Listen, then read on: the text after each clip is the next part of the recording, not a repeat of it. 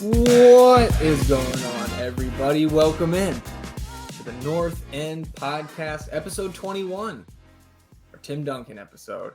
I know that makes my co-host happy. My name is Zach Graham, the host here on the North End Podcast, joined, as always, by my good buddy, on record as my best friend. It's Ian Michaud, a.k.a. E, a.k.a. Le'i James, a.k.a. Sebastian Drew Easy, a.k.a. Eastradamus, a.k.a. Pap E. O'Daniel, a.k.a. Chili Willie. E, how you doing? Oh, man. I'm a year older. Mm-hmm. I'm in my first day of an age that I'm not going to mention. So I'm good. We got a lot to talk about today. We got cliffhangers. We got news. We got rumors. We got secrets. We got spies. Is there a spy? Yeah, I'm doing good. Looking forward to jumping back in and talking some footy. Yeah, like you said, I mean, it's been, almost 10 days now since we last convened for a podcast, which was done with intent.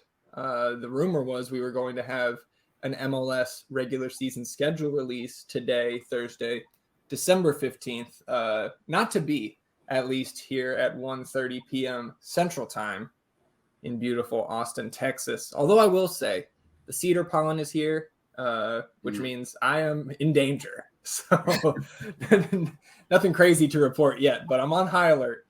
Trapped indoors. Yeah, so no schedule as of yet. If that breaks later today, I think we'll do an emergency addendum to the podcast, maybe its own podcast whenever that drops. But we'll obviously cover that whenever it drops. But there was, contrary to last week's episode, where we were really without any meaningful Austin FC news that we hadn't already covered on the podcast. Mm-hmm. We've got some news items here, plenty, I would say, in the Austin FC category, a lot of other MLS moves to talk about, and we can still talk a little bit about the World Cup out there in Qatar, which we'll finish up this weekend. We've got the third place game and the final set ready to go, both at 9 a.m. Eastern, 3 p.m. the third place game, 9 a.m. Central on Saturday, 9 a.m. Central for the final on Sunday. Well, let's go ahead and get into it here. It had been 3 weeks, almost a month, that we had been discussing this player as a potential Austin FC signing.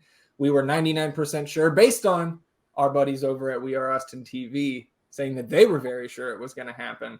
Gyasi Zardes, officially the newest member of the Verde and Black. So, Ian, we have discussed Zardes at length over multiple episodes, so I don't think we need to talk too much about it here, but we did get the some of the contract details. We won't know the salary or the compensation, however you want to put it, until the spring, I believe, is when the MLS releases their first, the numbers, the figures. But 3 years for Zardes with a team option for a fourth, which would be 2026, was a free transfer because he was a free agent. So no, fees there, additional fees on this acquisition. How do you feel about the contract length? Because obviously both of us have made it known we are big fans of this signing. But how did you feel about the length when you initially saw it? 3 years plus a team option for a fourth. He's 32. I want to say he's 31. Yeah, he's like 8 months younger than Maxi Urruti. So he's 31, and he's got 3 years plus the team option. Correct. I like it. I mean, obviously, soccer players in their 30s, early 30s, have still a bit of their athletic prime, as well as a, large resume of experience, especially with Gyasi. And I think he's going to be I honestly think he's going to be a fan favorite for the next 3 years. Putting him in this offense, as we have discussed in detail, this man is going to score goals like in his sleep for us. So I'm super excited about it. I like the length of the deal. I think it fits our timeline well. I think it is a good move in regard to what we're trying to build towards, as well as bringing in a quality individual to be a mentor, a leader to, a lot of our younger guys, Moose, maybe. So yeah, I am very excited about the move, have been excited about it. It's finally good to get it official on paper, get the man in some Verde and get him down here. Yeah. I think I pretty much agree with all of that. I will just borrow a little story about Zardes and his hairstyle that I heard on Moon Tower Soccer. Obviously they do some of the top work in terms of the Austin FC fan media. They were talking about how at some point early in his career, I don't know what age, I imagine fairly young, that Gyasi Zardes began to bleach his mohawk the way, we have always seen it, because his grandmother couldn't tell who he was on the pitch from wherever she was watching his games. And so he started doing that so she could tell him apart, and has done it ever since. So I would also echo the sentiment of those Moon Tower guys that maybe we see a Verde mohawk at some point. We could, for sure. So, yeah, I think, but you said it. I think we expect Zardes to come in and score double-digit goals here. I believe the 9 he scored last year was one of, if not his career low in the MLS. And so, yeah, very excited to see what he can do in the attack, surrounded by guys like Driussi, Fagundes, Rigoni, etc. So, yeah, it's a good start to some of these new acquisitions. More of these acquisitions we expect to be heavily involved in potentially starting, as compared to Sofian Jeffel and Ocampo Chavez, guys like that. We do have some more rumors that I guess we could say resurfaced, because this name was around last year, but before we ever started the pod, but we had discussed in our group chat, Leo Väisänen, the center back from Finland, who plays in the Swedish league for Elfsborg. Those rumors have now resurfaced with a story from across the pond that I believe, everybody's favorite Austin FC rumor mill, Kako, I believe uncovered. At least I think he tipped off We Are Austin, which is where I saw the tweet initially. Rumors that Austin FC was chasing him once again. And then later in that day, somebody, I forget, and I have it right here, so forgive me, everybody, as I pause to give credit. It was Jorge M on Twitter, who went to Väisänen's Instagram account, searched who he's following, Austin FC, the team account, now followed by Leo Väisänen, which this is very much the new age of following player movement in whatever sport. But a random center back from Finland who plays in the Swedish league following Austin FC on his Instagram account, where there's only he's only following 475 accounts, and one of them is the Verde. It really seems like there's some smoke here, and maybe we'll see some on Twitter in the coming days. Just to give you some background, I did some Väisänen research yesterday, before I dove into my nightly NBA content. Leo Väisänen is 25 years old, 6'1", 174. He played 27 of the 30 matches for Elfsborg last year in 2022. I believe the Swedish season actually lines up with MLS, which is nice. It was his 9th professional season. Again, 25 years old. Wow. And in all 27 of those appearances, he went the full 90.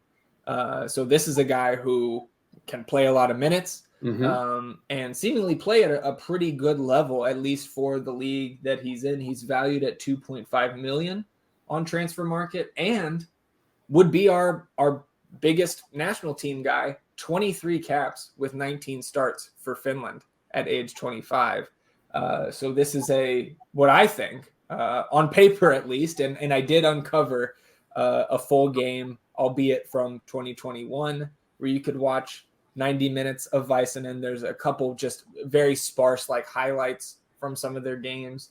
And then I will also shout out two people. First of all, Julian on Twitter, who is, in my opinion, one of the best follows in the Austin FC Twitterverse, right? For the fans there, he says he has a Swedish friend who lives in Austin and goes to Austin FC matches, but saw Väisänen play at Elfsborg when he was back home. And he said he thinks Väisänen would be an upgrade to our center backs. And also, Cheese Moon 69, whose name is Dave. He says, I support Elfsborg. And by the way, so I went and checked the location on this Twitter account. It is across the pond. He says, I support Elfsborg and go to most of the games. Leo is very good. He was one of the best last year. This year he has been good, but not so good like last year. But he's a very good footballer. So across the pond or here at home with some of the Swedes, good reviews on Väisänen. So I guess with all that being said, what's your take, and where do you see him, again, without either of us really watching the player, where do you see on paper Väisänen fitting into this back line? Was that first tweet you read out, you think he'd be better than both of our starting center backs? Julian didn't really specify. He says that his Swedish friend says he thinks that Väisänen would be an upgrade to our center backs. So I think there's no argument there, because we need help, right? Yeah. So, I mean, I don't know if they're lumping Ruben in there, but if they're lumping Ruben in there and he's better than Ruben, right, that would obviously be a large upgrade for us. Now, we don't have too much information on him. Obviously, we haven't seen a whole lot. I have not seen Elfsborg play. Yeah. But I think from the other names that we were looking at in terms of depth on that back line, it was all kind of like journeymen center backs from around the MLS. Right. So getting a 25-year-old who has 20 plus caps for the national team, has been playing professional soccer since he was, correct me if I'm wrong, since he was 16 now? 16? Yeah, correct. That sounds interesting to me. That sounds pretty intriguing. I don't want to, start singing his praises, because I can't really support that and substantiate it with too much, of the eye test or anything like that. But we need help on that back line. We need depth on that back line. Julio needs breaks. He needs to not start plenty of games. So I think any sort of depth we can have back there, and it appears, with the rumor being from last year as well, that yes, we're after this guy. Yeah. The Instagram follow, that's interesting. I don't think that he's a fan of the state of Texas for no reason. Just right. Like Austin. There's three teams here. Yeah. And he follows Austin. That's more good rumors coming through. Yeah, for sure. And I think I'm pretty much in the same camp as you, where I think at best he comes in and he competes, he pushes Julio for minutes right away, and then over the course of the season kind of wins that spot. Again, I think that having three legitimate center backs, and we're not even bringing in Romagna and Keller to this conversation, but having three guys that can, sub in and out for each other and give each other some rest. We know both of those center backs needed, for this upcoming slate, we need those guys to get more rest than they got last year. And I don't think, you brought up, was Julian also including Ruben in that conversation? I don't think it's crazy to do so, because we were looking at Väisänen for the spot that we ended up getting Gabrielsen for last year. Yeah. Or at least that was my understanding.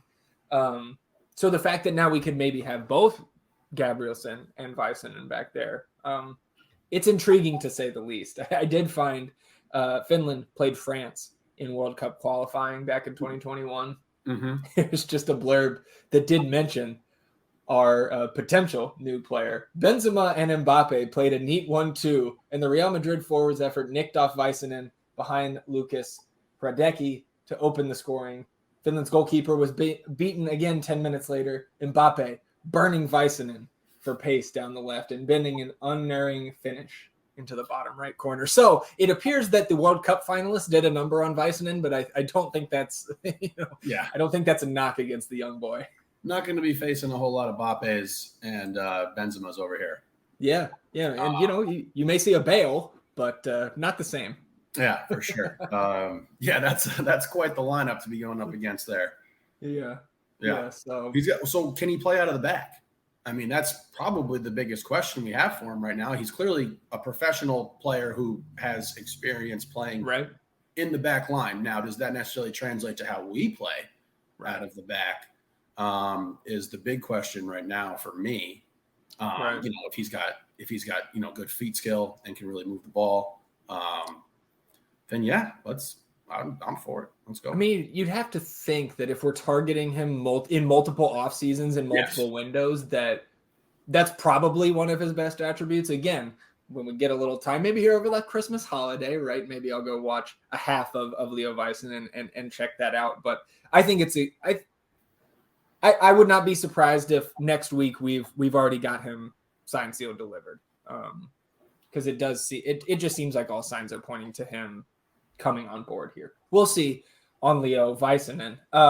You mentioned at the top that we had rumors and cliffhangers and spies, and I don't know if we'll get into spies today, but we will get into the cliffhanger right now.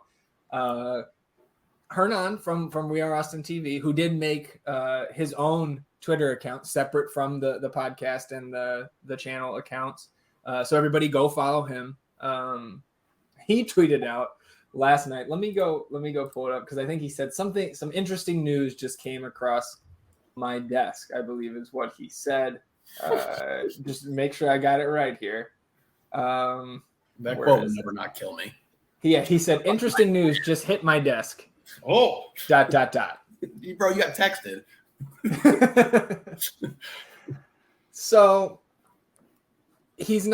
what he said was, I'm not allowed to say anymore. I have interesting news. I was told by my source. Can't release it yet. But apparently he could tease it. And did I lose sleep over it last night? No comment. But what do we think this could be? Because I immediately went, I jumped in the Slack. I hit the group chat like, that doesn't seem good. Yeah. And, I saw Kako in the Slack talking about it's not Diego. It's not Driussi. But like the way Hernan, he then followed up, he answered somebody. He said, it's bad news. He was like, I'm crying in the club. Jeez. He's referencing the Peaky Blinders scenes. Like, man. I don't know, man. Maybe he's dropping some patriotic NFTs.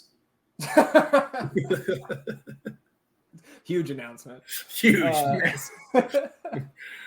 So this is what I want to do because I love to wildly speculate. Yeah, let's speculate. Let's do that. What could it be? Let's eliminate Seba. Yeah, we'll put our faith in Kako. No Seba, no Diego. No Seba, no Diego. What could it possibly be that causes that reaction from Hernan? We obviously threw some back and forth last night. I think the first one I brought up was, did something happen to Ruben or Julio because of the Väisänen rumor? Is it that those guys got traded, that something else happened where they had to step away? Yeah.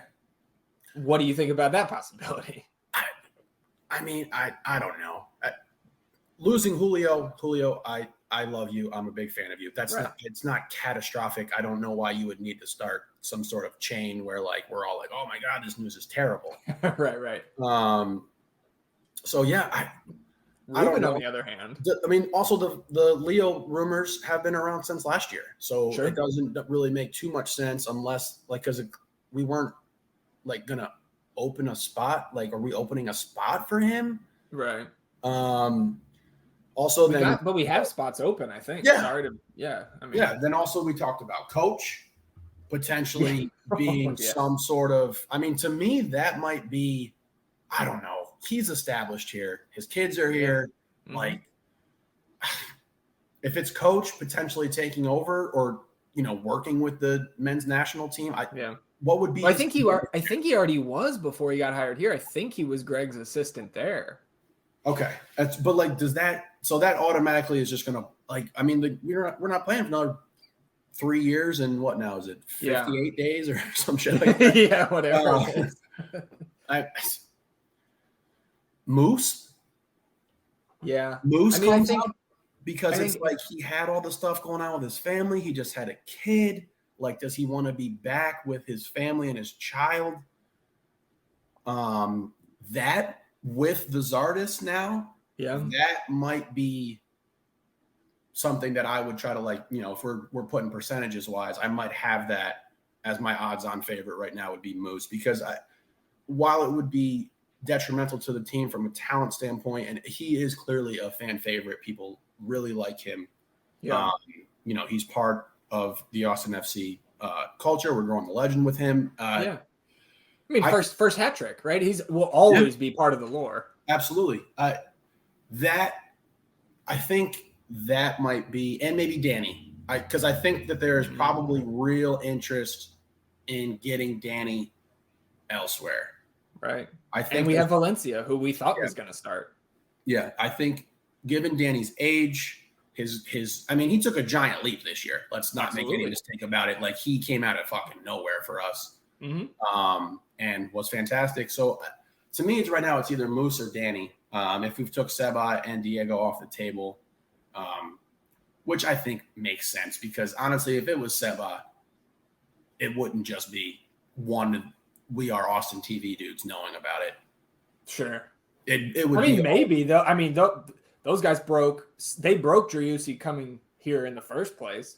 But he would be going to a large club. So like they would have there would be maybe more smoke from a Leeds beat. Yeah, from a Leeds beat. That makes sense. They would be kind of stoking that, I think. So yeah, shit, man. I don't know. I just want to know at this point. Right. Yeah, and like I think the only other guy that I would bring up is also one of our number 9s, but not Moose, and that's Maxi. And was he dissatisfied with the Zardes signing and now has requested a trade and is gone, or what? I would hope not. I would also, obviously, because I think like we talked about it on previous pods when we first got wind of Zardes as a possibility, is like having those 3 guys as options up top to rotate in and out is awesome. Like that may be the best. Probably not the best because we've never been good at the 9, but like certainly now an above average group of 3. Whereas I think we were average at best. Absolutely. In terms of the league as a whole. I mean, that was, when you look at our attack, that was clearly the weak point of our offensive front with the team. I don't see Maxi requesting a trade because of that. I really don't. He's 32. 31. Will be 32, I think, next season, And like you said, I'm biting at the bit for this 3-headed monster that we can be rolling out here. Fresh leg Maxi, fucking just pressing people for 30 minutes a game. Like, come on, that would be fantastic. I mean, it's probably not that realistic unless we're down and we have to throw everybody forward. But can you imagine just the sheer size of pairing Gite and Zardes if we need a goal and we're just pinging balls from both sides of the field in there with those 2 guys in the middle trying to get a goal? Like, for sure. I don't know. It's a very situational example, but it's versatile. Exactly. And it gives us more utility. And, when you're a team like us who, we're probably middle of the pack talent wise in the league, you need to be able to go to these guys in times of situational demand where they can produce. And honestly, 20 minutes of Maxi balls to the wall is the best version of Maxi. Like just him free playing, chasing dudes, making runs. Like that's the best version of him without having to worry about, do I have to last 60 minutes here? So I guess we're getting a little bit off topic. Obviously, we're excited about the potential attack adding with Zardes here. But if my odds on favorite for catastrophic news would be Moose, Danny, Coach, probably in that likeliness of order. and I can't wait to be completely wrong about this. All right. Well, I will also rank. I'll go Danny 1, Maxi 2, Musa 3. Okay. Yeah. Coach would probably be the most catastrophic. Yeah, overall, absolutely. Coach would be the most catastrophic. And it's been so nice to not have to listen to people to talk shit about Wolf. I know. It's just like, you ignorant swines. Like, it's just been so good to just have this. So I would fucking absolutely hate if we lost him, but I don't think that is super likely. Yeah. Why would we? Again, I was going to say, we can talk about the potential, like that possibility of Wolf moving to that U.S. national team job, and why I think maybe that's not realistic. But we'll get to. I do want to talk about Gio and such later. Okay. Yeah. So I don't know the timeline in regard to how the U.S. men's national team would work. I know Berhalter is obviously up on his contract, but I think we touched on it maybe 2 episodes ago where the team we made it to the knockout stage with the second youngest team in the cup. So I don't think that his job should be in jeopardy. But yeah, we can circle back with that and the Gio beef and all that good stuff.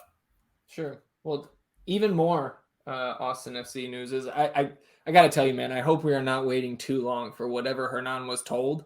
Yeah, that's what I was like. Is he going to drop a timeline? Right. Give us a random date or some shit. Yeah, I mean, it's been a while since I was just like refreshing my timeline looking for news like that, and this whole entire morning it's like once an hour. But again, we did have more Austin FC news in the last week. They teased what I thought was going to be the schedule release on Tuesday. Turned out it is the debut or the unveiling of the Next Pro team, which is, creatively named Austin FC 2. And I saw two of my favorites of the other, of course, the fan base immediately jumps on it. Like, what are we going to call this team? Because it's not Austin FC 2. It just came to me. I have it, and it's the right thing to call. Okay, say it. The Austin FC Young Boys. Well, how about these two? Dos Verdes or Austin Efecito. I like that one, I think. No, Young Boys. Young Boys. All right. What is that club name? The BSC. The BSC Boys. Is that Brazil? Yeah. Where's that from? We found that on FIFA one day, I think. Yeah, they're on FIFA. Yeah, I want the Austin F's, the ATX Young Boys. Sounds like an AAU team. So coach was also unveiled. The coach is going to be Brett Utley. And here's Coach Utley's resume. Began at Quinnipiac University as an assistant coach. That was in 2014. Quinnipiac, D1 school up in New York there. Yeah. My dad wanted me to go there so bad. Really? Yeah, he's like, you got to go there, play ball, and do communications major. I was like, well, why didn't you do that? Well, Coach Utley did at least coach there, right? I don't think he went there. I don't think that was his alma mater. I didn't dive that deep, but I did see Seattle Sounders as an academy coach and part of the fitness development team, 2016. Nice. Then Rio Grande Valley FC, which was, I believe, the USL. They were tied to, I think, Houston during this time. He was the first assistant in Rio Grande. In the Rio Grande Valley from 2017 to 2019. And then the last 3 seasons has been with Inter Miami as an assistant coach and a developmental staff member, now the head coach of the Austin FC Young Boys. So we welcome Coach Utley. And I think the thing that's more pertinent to us is where are these guys going to play? And when? I was like, I would like to see them play. And then I was like, I don't know where they're going to play. So I'll tie these two things together. There was the return of the Verde and Black podcast with Adrian Healy, I believe midweek last week, and he had Gio Reyna on. So they talked about a few things. I had some notes here, more on the first 2 years of the big league club. He said he's really pleased with the development of our style of play, obviously from year 1 to year 2 as well. and no hot takes here. He's not breaking much news. Adding the experienced players was hugely important in year 2. And I think, to add my own commentary, just gives a little extra cookie to the positives of a signing or signing a guy like Gyasi Zardes. We've seen how important that MLS experience is, knowing how the league works, being familiar with the pace, the travel in the United States, so much longer, more strenuous than a lot of the other leagues. Definitely. He said there's a certain maturity about a team that can win on the road in this league with that travel, and obviously everything else that comes with playing away games in any sport.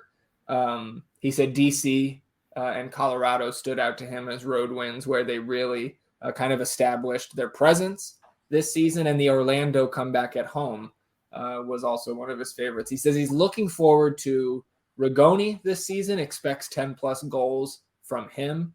I agree. Once that first one comes, baby, it's going to be. Oh, yeah. He just got to get off the schneid. I mean, I honestly, like, if he scores 8 or 9, fine. I would be surprised if he doesn't have 10 assists next year. Like, I know Diego was the assist king, but the service that Rigoni was providing, I know we've talked about it so many times, but like, yeah, guys are going to finish those this year. Yep. We have been as, continuous in our evaluation of this squad in regard to how we look, how we play, not necessarily the results driven aspect of here's a statistical assist for somebody we know is making a huge impact on the game for us. Right. So yeah, I actually would say he finishes with more assists next year than goals, but he will score. And that'll be an interesting, like, I can't wait for preseason when we can like put some predictions down on paper, like some over-unders, some other, like, shit that we like to do. I think there's some really cool lines that we can do with things like that. Rigoni, more goals or assists, how many, etc. So Claudio did go on to say, and kind of look ahead here. He said, as a club, as a franchise, we're ahead of schedule in terms of our results so far. And that now we have to address the standard that the club has now created and the mentality that they've set. Exactly. And we have said things, not a one-to-one, quote from that we've said over the last couple of months, but like, what is that standard? And we were talking about it after the LAFC loss in the conference finals, like an hour after the match. We were like, so what is realistic? And we will address that in the coming months on what our opinions are. But I love to hear him say this, that, with the Champions League, the Leagues Cup, of course, Open Cup and regular season, we're going to need everyone, and no excuses about midweek games. He said that the top clubs around the world play midweek games all the time. He referenced Gio. He was like, my son, at Dortmund, they play midweek games all the time. He's young. He's fine. Like, and the fact that we have one of the top sports science teams in the league should continue to help our guys recover properly, manage minutes properly, and be ready. And he also said that in his eyes, it's very good that two things with the Champions League. One, that it's early in the season, because we'll know the result of that before the halfway point, of the MLS season. And he also said it's good that this year CCL starts after the first MLS match or match week, whereas last year it started before the MLS season. So we're allowed to focus fully on the opening of the season and not have to worry about already, are we rotating guys because we played Violette last week and now we're playing, Cincinnati at home or whatever. So then, I just wanted to touch on those notes, but then bringing it back to the next pro team, he said the planning for the team started last February. From the beginning, he expects it to operate at the same high standard that he holds the first team to. 14 to 16 players will be signed. Next pro players will be signed. So that's not including the guys we'll send down from the first team. It's not including guys from the academy that we will bring up. So I would expect before they start play, which will be end of March, we'll have a flurry of next pro signings, which will be fun to dive into. He said, confirmed first team players will play down. The best academy prospects will play up. And he said he thinks it's just a great move by the league to continue to expand the next pro program, not only for players, but for staff as well. Guys like Brett Utley getting a chance to be a manager albeit at the next pro level. They will train at the same time as the first team in the mornings. They'll eat in the cafeteria with them, be on that similar schedule. And I think that's great because when we need a couple guys from next pro to come up and play a game, no matter what competition it's in, they'll be familiar with the system. They won't, the bright lights shouldn't hopefully phase them. All of the next pro games will be televised with the Apple TV deal, which I thought is really, really cool. Cool. And again, games will start either on the weekend of March 22nd or March 30th. They're late in March. 28 total games, 14 home and 14 away. No confirmation yet where they will play. Speculation that potentially at Palmer Field, at the pitch over there by the training center. Yeah. I would love that because I would assume then that those games would be free and you could really turn that area, which I don't think you had been over to yet. Annabelle and I went over for dinner a couple times, watching a game or two on the big screen they have there. It's a really cool spot. And the field is nice and the stands are nice. And if they are playing there for free 14 times next year, I will go to multiple of those games to watch those guys. So any extra thoughts from you there on all this information that's come out about the next pro team? No, I love it. I think the point you touched on there where, they're training in the morning, they're going and they're being around professionals. I think what gets lost in a lot of sport in general and not just MLS here is what it takes to actually be a professional. Mm-hmm. It's not just about going out, getting on the pitch, hitting the ball, that's not what it's all about. You got to have a regimen that makes sense. You got to be, I'm here. And then before the game, I'm doing this. This is my routine. This is how I prepare myself to play. Obviously, all of these people are individuals and humans who have lives and shit going on and bills and all kinds of stuff. And that gets lost in contracts and glory and fandom and stuff like that. So I think it's really great.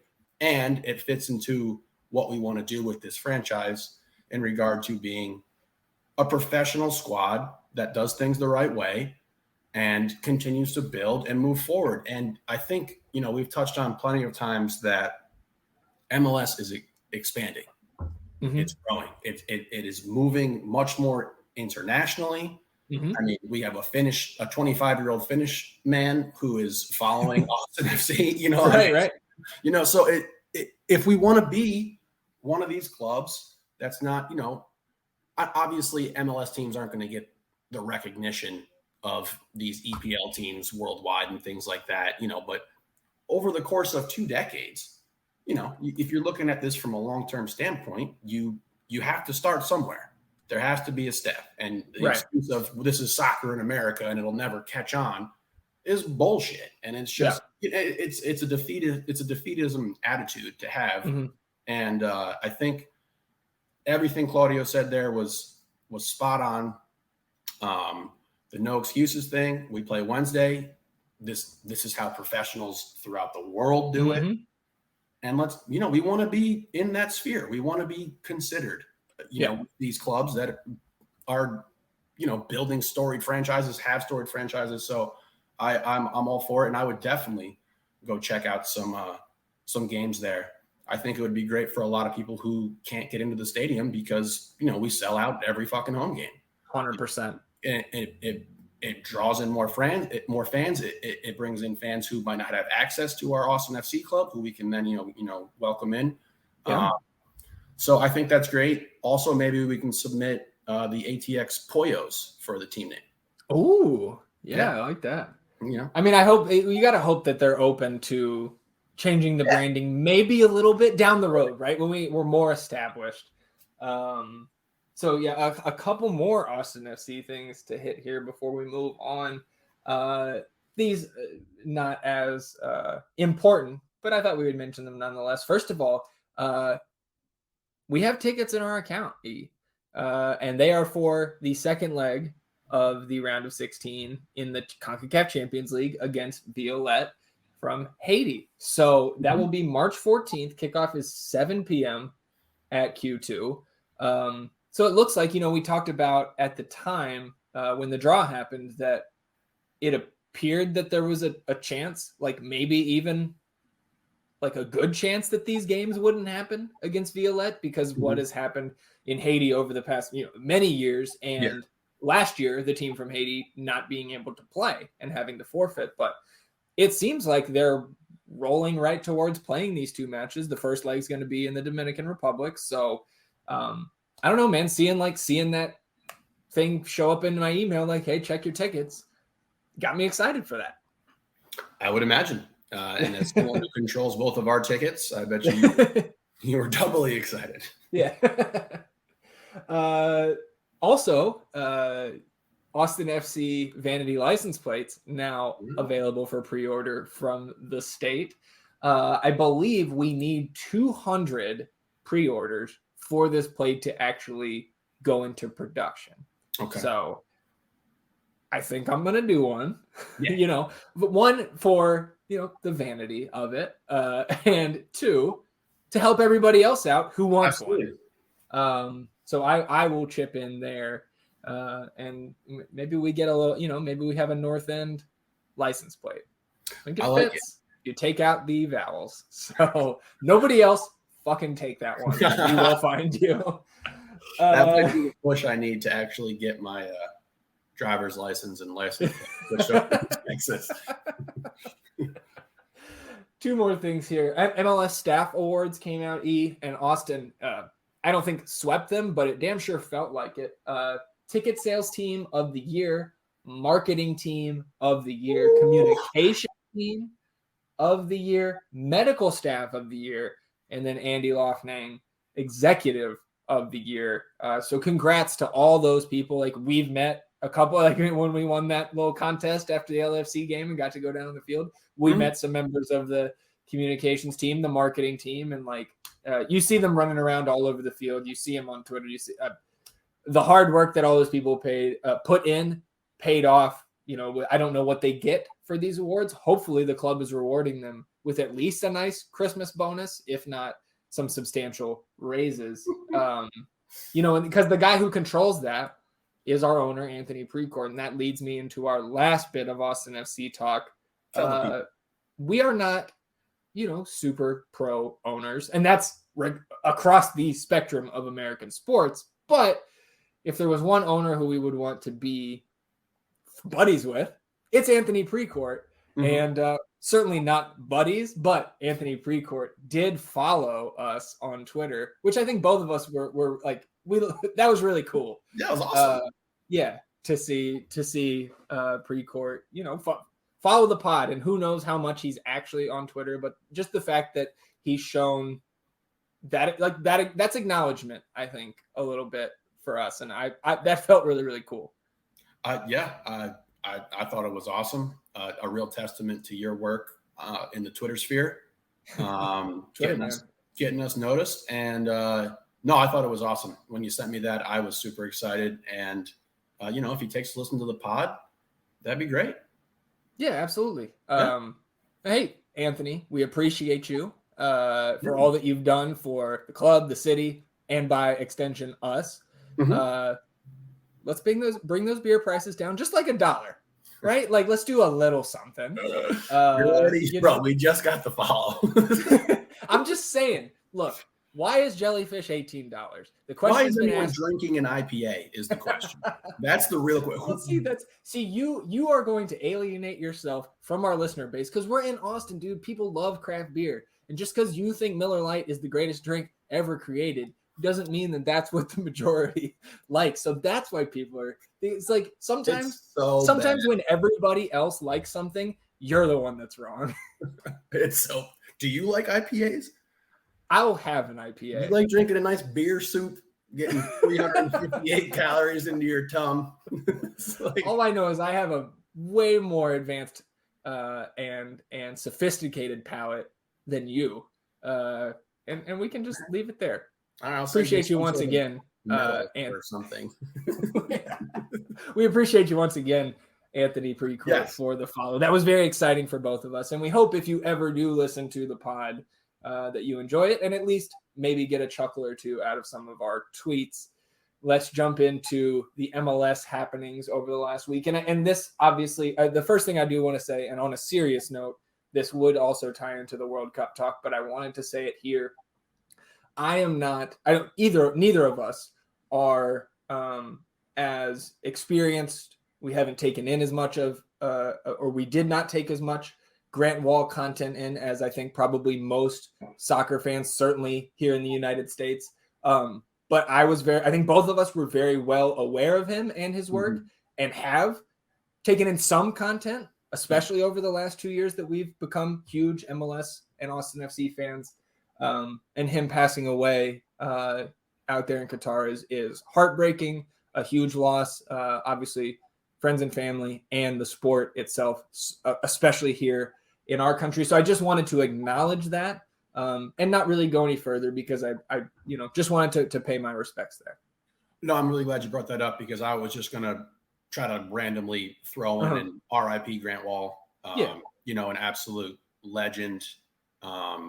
Even before Austin FC, I definitely took in, some of his content. Knew who he was, right? Yes, absolutely. He's an OG. Yeah.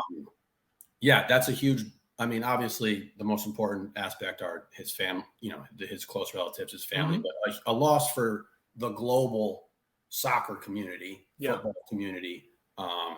And rest in peace to a really fantastic human being, for sure.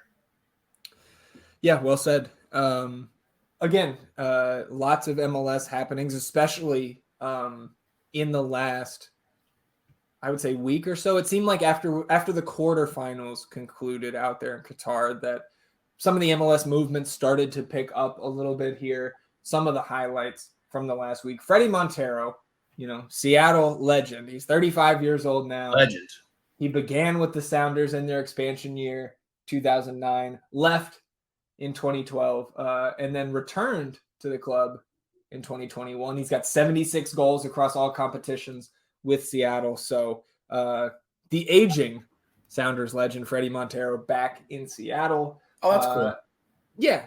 That's like, is that we talked about Matt Hedges with Dallas, and obviously he's been there for a long, long time and now looks like he may be going elsewhere. Montero there, out, back again. And so, just extending his career as a depth piece for them. Yeah. I would imagine most Sounders fans are pleased. I would have to think so. Yeah. I think he's been frustrating a little bit for them over the last few years in his advanced age. Yeah. But again, they know better than anybody. You need that depth.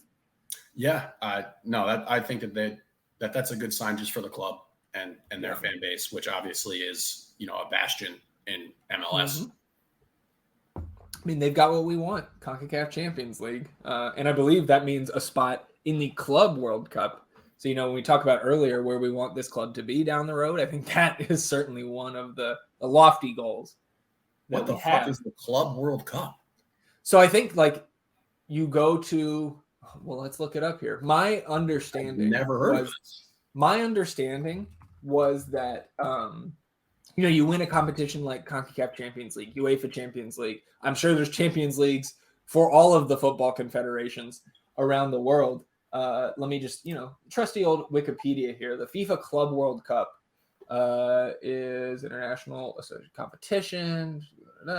Competition was first contested in the year 2000. Was not held from 01 to 04. Combination of factors. First one took place in Brazil. Real Madrid hold the record for most titles, having won it on 4 occasions. Corinthians' inaugural victory remains the best result from a host nation's National League champions. Teams from Spain have won the tournament 7 times, most for any nation. Current world champs are Chelsea. It looks like number of teams, 7 teams from 6 confederations. The current format of the tournament involves 7 teams competing for the title at venues within the host nation over a period of about 2 weeks. So very condensed. Yeah, fast and furious there.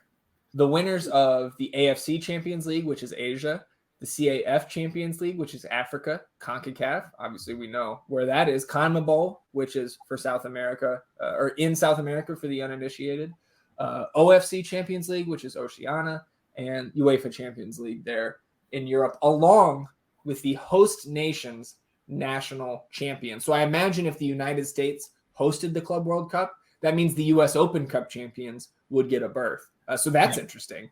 That is interesting. If we ever got to host. Let's see with the history here, if we can see where the hosts. Okay, so hosts. We have never hosted. Brazil, Spain, Japan, UAE, Morocco, and Qatar are the nations that have hosted. It will be in the UAE this year for the second consecutive year. Interesting. So yeah, so there. A quick aside: Club World Cup. That would be fucking fun to compete in. Sweet. Yeah. So back to the MLS news here. Maxi Morales, another aging star here in MLS, said to be leaving NYCFC to return to Racing Club. He's 36 years old and been with NYCFC since 2016. Obviously, they won the Cup in 2021. 26 goals, a very nice 69 assists in 162 MLS appearances. So sad for a guy like that to be leaving the league, but I'm happy that NYCFC, that's certainly going to be a hit for them. Portland put out a loan offer on 28-year-old striker Casper Junker. I don't know if that's pronounced Junker or something I else. hope it's Junker. He's currently in the Japanese league with Urawa. He's got 27 goals, 3 assists in 62 appearances. Again, he's a striker. And from the Tom Bogert rumor mill, it appears that he is not the only option. Portland in the market for another striker. So we'll be on the lookout for Junker news. Junker. I guess we'll find out if he gets signed. Cincinnati rejected a $7 million bid from Chivas for Brandon Vasquez, which is a hefty offer, and also puts into perspective the goals of FC Cincinnati here at home. I think they're, trying to compete, not just be that one and done, 3 wooden spoons in a row, legit playoff run. They're not looking to get out of that game right now, which I like. I would like to see Brandon Vasquez remain here in the States. Yeah. And if they come back to Q2 or we have to go up there, continue to be as inaccurate as he was in that opener down here in Austin. He should have had at least 1 goal in that game. Had plenty last season. Was in the Golden Boot conversation for a good bit of last year. Montreal acquired U.S. Youth International center back George Campbell from Atlanta United. The trade was $600K in GAM plus an additional $300K in potential incentives. The 21-year-old made 36 appearances with Atlanta United. So we talked a lot about last week, not just Wilfred Nancy leaving as a coach, but all of the big names that Montreal has lost this season or, sold. So it seems like, again, that's their recipe here. Acquire the young talent and sell them for a profit later on. So George Campbell going north of the border there. We talked about John Osorio from Toronto as one of the top free agents remaining last week. He did re-sign, was a free agent. He's 30 years old, has spent all 10 of his seasons with Toronto, came up through their academy system, I believe, all-time leader in appearances for Toronto. So new contract for Osorio. He was at the World Cup with Canada last month and has made 59 international appearances. So a good move, you would think, there on the surface for Toronto. And then the rumor mill, doesn't stop. It keeps churning.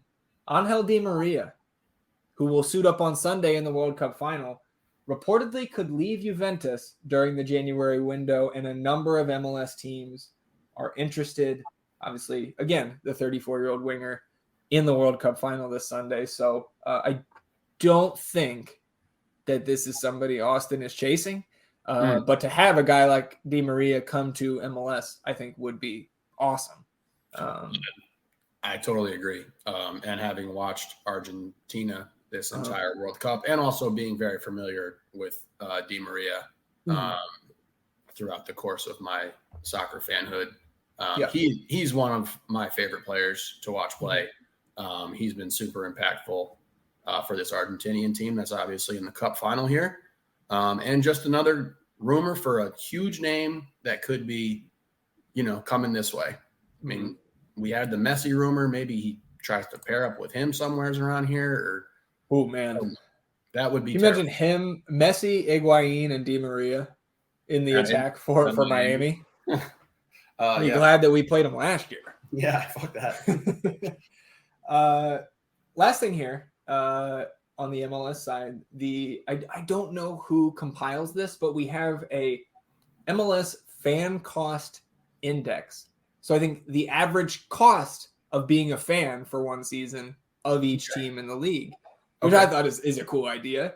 Austin FC came in. I guess I'll let you guess. Where do you think out of the 29 teams? 28 teams? 28 teams. So this is 28 last year. We're at 29 now. Where do you think we came in Fan Cost Index in 2022? This is taking into account how much it would cost to get into the stadium. I don't know. I think this is just like an average. So it's not saying like if you're a season ticket holder, this is how much it costs. I think this is like, I don't know if you're averaging out like the average fan goes to 2 games a year or so, whatever it is. So I think it's better just to guess the place than the actual dollar amount. Okay. I'm not entirely sure what figures are being used in this. Me either, but I game, like the table. I'm going to put us behind both the LA clubs. Okay. I'm going to put us behind both the New York clubs. Okay. So that's going to get us in 5th. Right. Some of these other Texas teams, Dallas, I'm going to go ahead and say we're in the range from like 6 to 10. Right in the middle there. We are 8th. Okay. Yeah. Austin FC and apparently this is not the first year this has been done. A 3% decrease in the cost of being an Austin FC fan. So you like to see that. Yeah. From year 1 to year 2. Again, going back Precourt, you can continue to draw that number down, bring that beer price down. Number 1 was LAFC, but neither of the New York clubs were above Austin FC, nor was the LA Galaxy. Okay. The other 6 teams above us in the Fan Cost Index, number 2, Charlotte FC. Holy shit. Yeah, I mean, and that does not surprise me when we go back and think about who their ownership is. So yeah, Charlotte number 2, Inter Miami number 3. Yeah. Which will be well worth it if they do bring Messi in, and I would imagine they would now rival LAFC for for cost. Yeah. If you've got people trying to get into Messi games. DC United, who won the Wooden Spoon last year, is 4th. So that was an increase of 8% year over year. Columbus 5th. The Philadelphia Union 6th. They had a 22% increase in the Fan Cost Index, which was the largest in the league. And then Toronto FC just above Austin, and right below Austin, San Jose and Sporting KC round out the top 10. And if you scroll all the way down to the bottom, if you're on a budget, there's move Houston. to Frisco. No, move to Frisco. Oh, FC Dallas. Wow. So 6, 5, 4, 3. 22nd are the Dynamo. They increased by 9% last year. FC Dallas increased by 2%. The only clubs that saw a decrease in the Fan Cost Index, Orlando City, went down 3%. They are second to last. And then Austin FC, the only 2 clubs, Orlando and Austin, that got cheaper to be a fan of in 2022, which is pretty wild. Just on the surface. Again, not knowing what the fuck kind of algorithms these people are using. We just like charts. We like numbers and figures. Let's talk a little bit. I know we're I think right at an hour here on episode 21, our Tim Duncan episode. We're not going to get to our all-time NBA top 10s this week. Again, we want to try to keep this not like an hour and a half, 2-hour podcast. We will certainly do that later on, but let's talk a little bit more about the World Cup. Obviously, we have the final set, the third place match set, the semifinals. I thought left a lot to be desired until the second half yesterday of France and Morocco. Watching Morocco continue to just pound on the door, and France bend as far as they possibly could without breaking, and then securing the second goal late on there. That was fun to watch, but certainly the Argentina and Croatia match, I thought, left a lot to be desired, unless you are, wearing blue and white and cheering on the Argentinians. Any takeaways for you from the semifinals? That was the first time I got to see Morocco. Nice. They were awesome. Yeah. I was thoroughly impressed with how they played. Obviously, giving up that early goal really Tough impacted balance. the way that they try to play. France, obviously, just from top to bottom, absolutely loaded, ridiculously talented. I took Argentina at the beginning of the Cup, so obviously I'm still on board with that. Want to see Leo get this World Cup. Yeah, I'm trying to think back.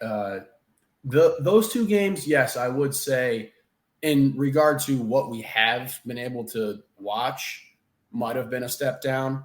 Sure. But obviously the lights are a little brighter then, and the tension's a little higher. But I mean, just getting to see these guys play is always fantastic. And Morocco, nothing to be ashamed of for that showing. No, not at all. The countries they knocked out is just thoroughly impressive. Until that game, I didn't know they had only given up one goal. Yep. First African nation to make the semifinals. Correct. So yeah, I'm looking forward to. I'm not going to watch the third place game. Yeah, me either. I don't need to wake up at 9 a.m. for that. In fact, I hate those games.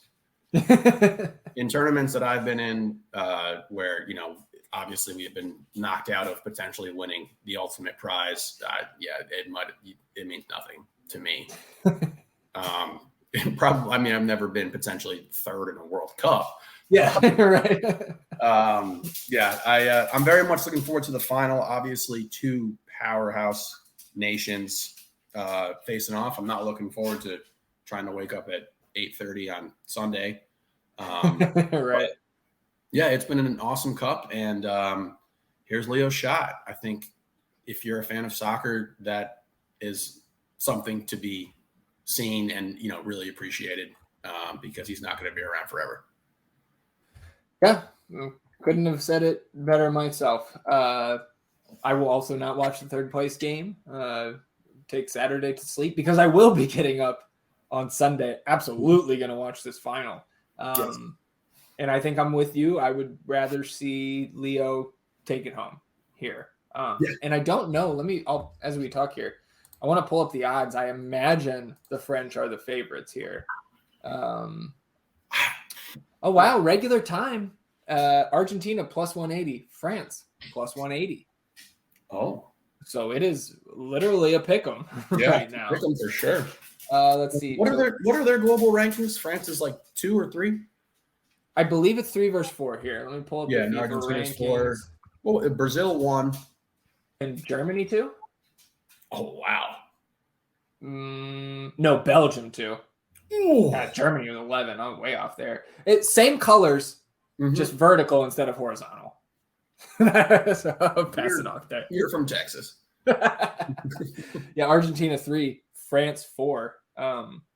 Which that actually kind of surprises me, because I just feel like on paper France is more talented. Hell yeah. They don't even have fucking Benzema now. Yeah. Or Pogba. Kanate's only coming in when they absolutely fucking need him yesterday. Yeah. I thought he played pretty well. To win the cup, Argentina minus 110, France minus 110. It is a pick'em. That's exciting. You couldn't ask for more. Yeah. I'm very excited. Let's see if I'm excited enough to wake up at 8:00. Well, I know you're excited enough to make a prediction here. How much is Argentina winning by? I'm going to go ahead and say that Argentina gets on the board first, and pulls out a 2-1 victory. I think Messi gets on the board. Obviously, they've been pretty apt at getting PKs here and getting him on the stripe and letting him do his damn thing. I've been on Argentina since the start, and 2-1 is my final prediction. In a good, well-seen match. all around. Yeah, all right. I will say that it's a little bit more open. I think slow start, like you mentioned, like teams kind of feeling each other out, feeling the game out. And then once that first one goes in, I think we're back and forth. I'm going to say, as much as I do want Argentina to win, give me 3-2 France in extra time. So 2-2 going to extra time, and France steals a winner there. But we'll see. I mean, I ultimately, I don't much care who wins. I would rather see Messi get one here. But I just want to see a good game because we've seen so many great matches over this tournament. And just we are setting up for an all-timer here. And that's just, I just want to see that. I want to see a good match.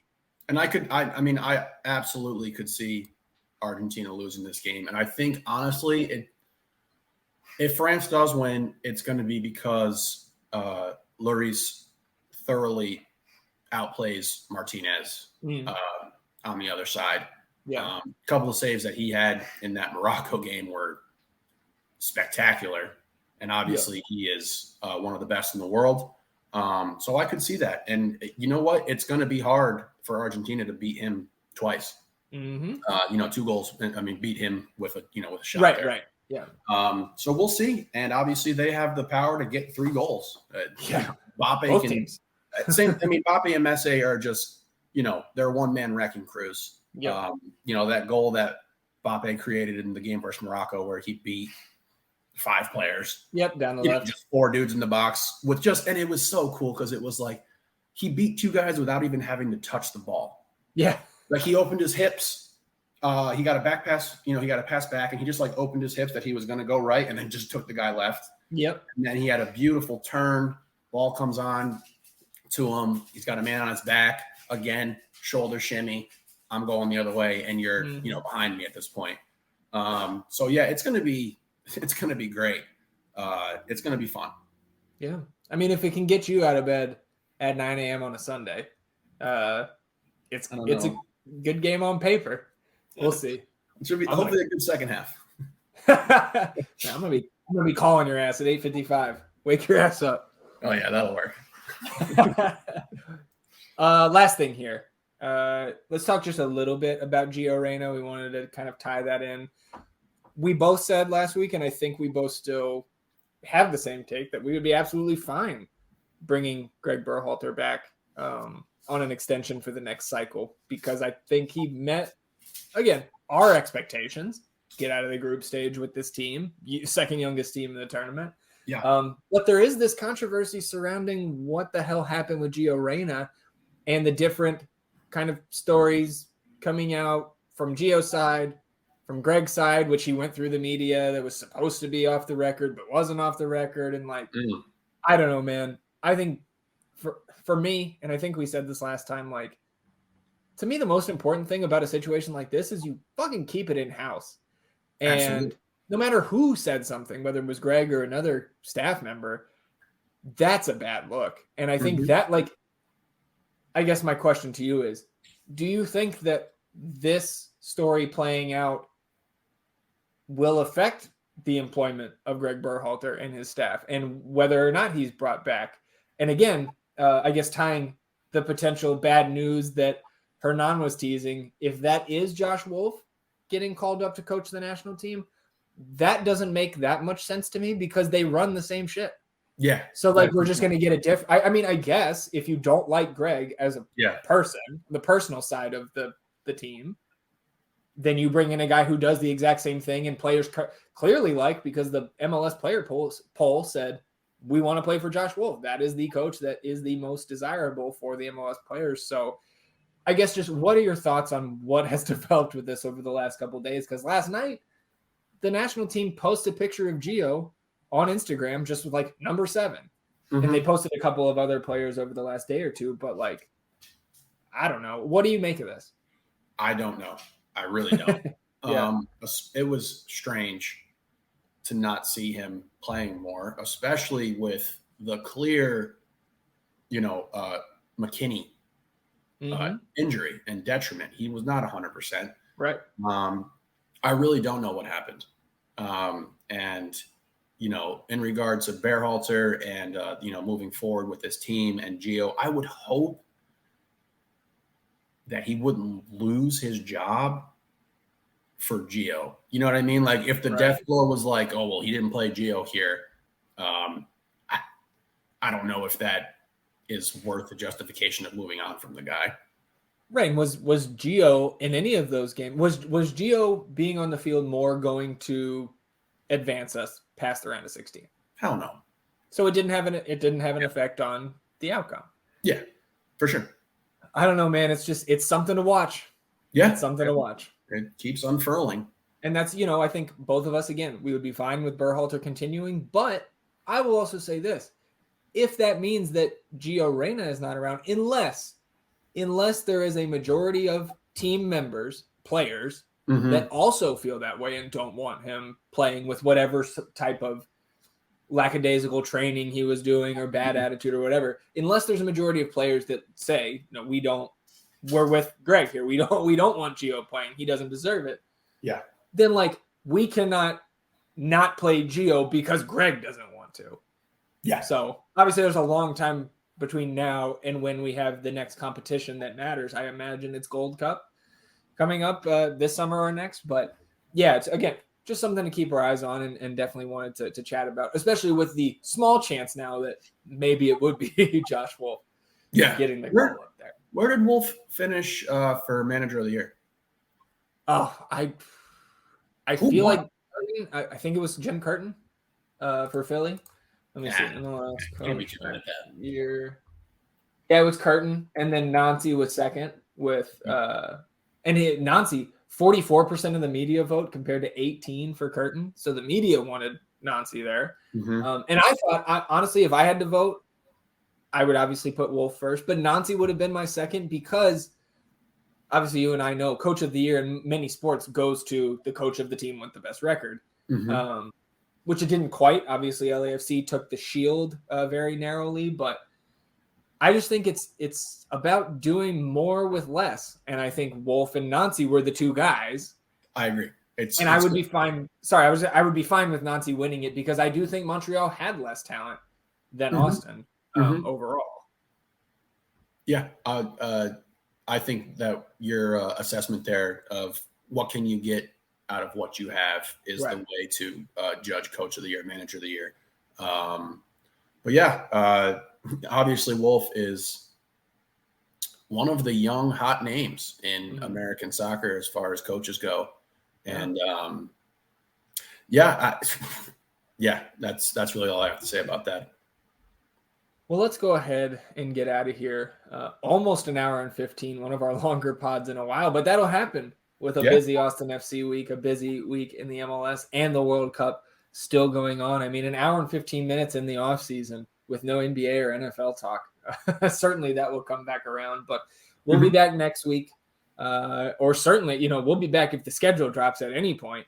Yeah. But so I know I'm looking forward to that. You're looking forward to, I guess, before we get out of here, the teams that we have not played from the East yet. Yes. Right. I would assume we're going to play all of those teams next year. Although I do think the number of Eastern Conference games is going to come down because of St. Louis coming in. But Philly, NYCFC, New England, and Chicago, and Toronto. Those are the 5. Yep. So I imagine those 5 are in there. Just before we hit the schedule, because when the schedule drops, we will know out of those 5 teams, who is the one that you want to see come to Q2 and what is the trip that you would like to take? I want Philly, Philly, New York City. Yep. Toronto. New England. Choice. Toronto is your road choice? Toronto is who I want to come see. Come here. Okay. Nice. I don't want to go to Canada. Well, I mean, I do want to go to Canada. I think I would move to Canada, but that's just a long way to go from Texas. Yeah, for sure. Toronto, because why is his name escaping me right now? Insigne? Yes, thank you. Yeah, and Bernadeschi. Yes, two players that I've always liked. Obviously, Insigne with Napoli for a while. One of my favorite teams to play with in FIFA 17. Yeah. Super underrated. You get the 4.5 stars. You know, you can pair with somebody who's 4.5, but you had those two guys in Mertens and Insigne up front, which I really enjoyed. So I do like Insigne a lot. I would love to see him play. Same with Bernadeschi. So that's the one I want to see at the Q. And I think, honestly, probably because of my ties to New York, I would make the NY trip to see those guys up there. Yeah. And go see them in Yankee Stadium. I've never been to Yankee Stadium. I actually have, which is wild. I'm not going to go to a fucking baseball game. So when I was there, they were actually playing the Rangers just randomly. So that was nice. I'm going to say, God,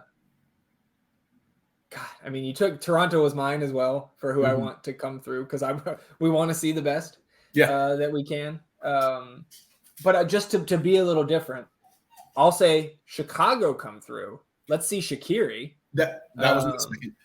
Yeah, and so I think either of those clubs we would be happy to see. And then I would also NYCFC would be great. I'll say Philly on the road because I think first of all we could go stay with some of our buddies in Philly and take them probably to the match. And then I think that's just they're the cream of the crop in the East right now, and winning at Subaru Park is not easy. In fact, it was not done last year. Undefeated at home was Philly, 12 wins, 5 draws, no losses. Yeah. So to be able to go out there, have the chance to compete with them for 3 points, that I just think that would be really a really fun trip. So I think regardless out of these trips, and the one place we didn't mention, New England, neither of us fans of that area, certainly sports wise. So I think that's why we left them out. But I think just to be able to see these 5 teams next season, home or away, is going to be fun. Totally agree. Looking forward to it. And some international names in there on those rosters that are just, guys you want to check off the old bucket list. Yep. No question about it. All right, everybody. We appreciate you tuning in, sticking with us on this lengthy episode 21. I'll say it once again, Ian. Our Tim Duncan episode. Look, I'm not mad with that one. No, I'm not a Timmy D hater. Yeah, that's true. That is true. You are not. You're a Timmy D lover. Maybe not as much as me or some of our Spurs fan listeners, but here we go with the rambling outros. If you have 5 seconds to rate, review, and subscribe to the podcast, we would greatly appreciate it. Whether you're wherever you get your podcast, you're listening on the YouTube channel, you can subscribe there. It's at the North End Pod. You can follow us on Twitter at the North End Pod. We are 1 follower away from 300. So appreciate everybody that has followed already, and wish we could say we could give something away to our 300th follower, but nothing in the cards there. You just maybe we shout you out on Twitter. Anyways, that'll do it for us. We'll catch everybody next week. We're keeping our eyes peeled for that Verde Väisänen smoke. For Ian, I'm Zac. Until next time, everybody. Vamos Austin FC. Goodbye.